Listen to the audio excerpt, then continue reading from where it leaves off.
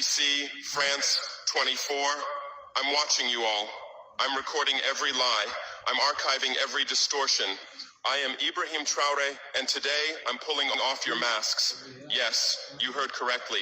I, whom you call a young military junta leader, whom you brand as a dangerous radical, whom you serve up as an anti-Western dictator, am now telling you the truth. And this time you cannot turn off your microphones. This time you cannot turn away your cameras. This time your editors cannot cut this speech, because the world you monopolize no longer exists. Because millions will hear these words now, without passing through your filters, without being subjected to your distortions, without being muddied by your lies. I am 34 years old. Every day of my life, I grew up with your lies. As a child, I would watch Africa on television. Always the same images. Children with flies, dry lands, weapons, death. This is Africa, they told us. This is what Africa is.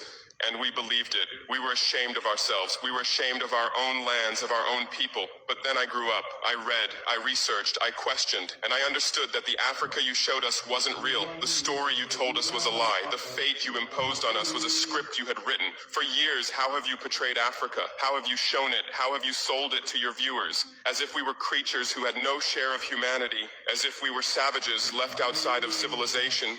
As if we were wretches waiting for you to save us. Every day, every hour, every minute, the same story plays on your screens. Hunger, war, disease, corruption, terror, chaos. These are the words that come to mind when Africa is mentioned. In your Africa dictionary, there are no other words. No hope, no success, no development, no resistance, no honor, no pride, no victory. So I ask you, New York Times, Washington Post, Guardian, Le Monde, have you ever made Africa's successes your headlines? How many times have you written about Rwanda's technology miracle? How many times have you shown Ethiopia's reforestation project? How many times have you praised Botswana's democratic success? How many times have you described Kenya's entrepreneurial ecosystem? No, because these don't fit your scenario. Your Africa cannot be successful. It cannot, because then how will you legitimize your exploitation? If it's not in need of help, how will you intervene? If it's not backward, how will you look down on it? Have you ever asked yourselves, has any editor sitting at their desk, any news director in a meeting, any columnist at their keyboard ever thought, why are the people of the world's richest lands poor? Here are the numbers for you, real numbers. Africa owns 70% of the world's cobalt reserves. Your cell phone, your computer, your electric car won't work without cobalt. This cobalt comes from Congo, but Congolese can't afford cell phones. Africa owns 90% of the world's platinum reserves. Catalytic converters, electronic devices, medical implants, they all need platinum. This platinum comes from South Africa, but South Africans are crushed by unemployment. Africa provides 30% of the world's gold production. Mali, Burkina Faso, Ghana, Tanzania. Gold flows like rivers from our lands, but our people swim in poverty. Africa supplies 65% of the world's diamond production. Botswana, Angola, Congo, Sierra Leone, billions of dollars worth of diamonds are extracted, but our miners live on $1 a day. Africa owns 35% of the world's uranium reserves. Niger, Namibia, South Africa. Nuclear plants run on our uranium. Paris lights burn with our uranium, but our villages have no electricity. And you still ask, why is Africa poor? No, the right question is, how was Africa kept poor while being so rich? Here's your answer. Colonialism didn't end. It changed shape. You used to come and occupy our lands. Now you come and establish companies. You used to take by force. Now you make agreements. You used to rule with the whip. Now you rule with credit. Let me give you concrete examples. With numbers, names, dates, but you'll never write about these. Glencore.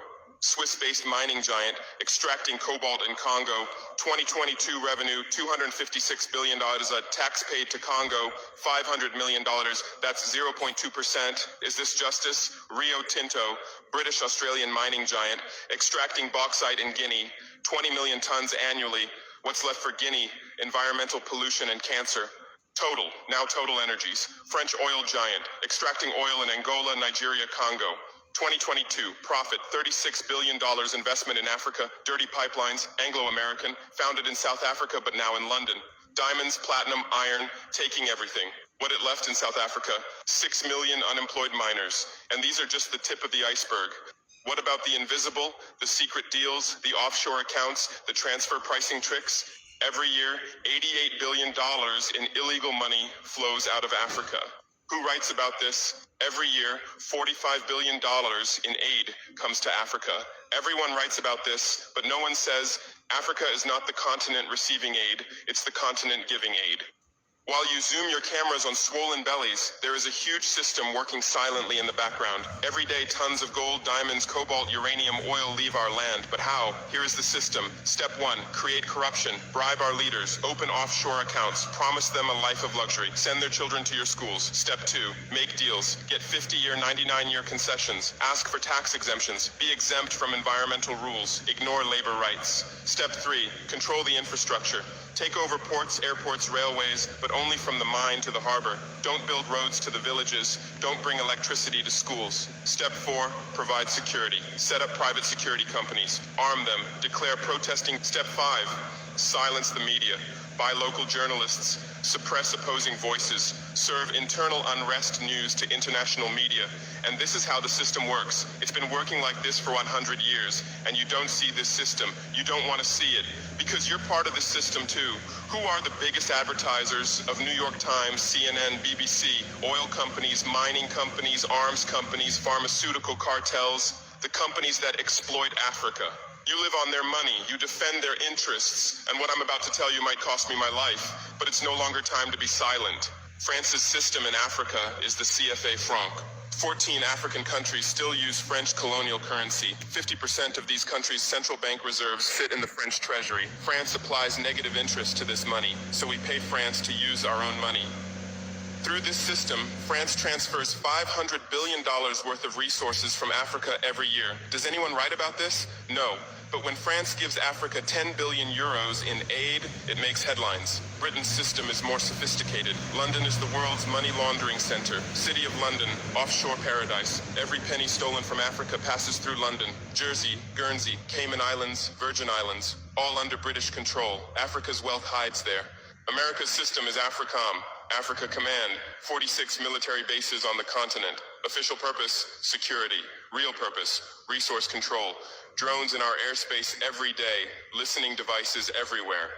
They say fighting terrorism, but it's not terrorists. It's people's leaders who are targeted. China is the new player, says win-win, builds infrastructure, gives credit, but in exchange for what? 99-year port concessions, mining rights, agricultural lands, debt-trap diplomacy, ask Sri Lanka, ask Zambia, and you write about none of this. Why? Because you're not free press. You're corporate press. Your bosses are billionaires. Jeff Bezos bought Washington Post. Why? For love of journalism? Rupert Murdoch's media empire, Fox News, Wall Street Journal, The Sun, The Times, all from the same hand, all giving the same message. West is good, others are bad. Carlos Slim is the largest shareholder of New York Times, Mexican billionaire. Where's his wealth from? Monopolized telecommunications, got rich off Latin America's back, now controls America's most respected newspaper. And you claim to do independent journalism? Who are your editors? Which schools did they graduate from? Harvard, Yale, Oxford, Cambridge?